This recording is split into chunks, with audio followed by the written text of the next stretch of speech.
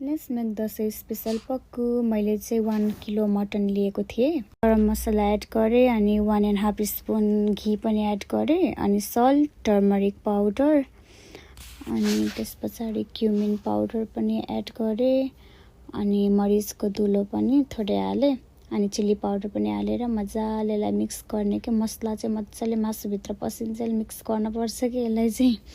अनि दही हाल्नै बिर्सेछु अनि 4 चम्चा दही हालेर अनि फेरि मिक्स गरेर अनि 3 आवर्स राखेँ फ्रिजमा। अनि त्यसरी यसलाई चाहिँ एकदमै लो हिटमा पकाउन पर्छ कि एकदमै लोमा छोप्दै पकाउन पर्छ अरे हैन। अनि यो चाहिँ बाफमा पकाउने हो नि त, अनि त्यही भएर चाहिँ 15 मिनट्समा चलाउँदै गर्ने। धेरै चलायो भने पनि खुरिन्छ अरे के। सो 15 मिनट्समा गर्दै गर्दै पकाएर यो चाहिँ बासी मिठो हुने भएको भएर चाहिँ मैले फेरि आज पनि तताएँ अनि यो गुलाब जामुन पनि मैले आफै बनाएको। सो यो पनि मैले के अरे जलेबी पनि मैले आफै बनाएको होला। Happy Dashain everyone.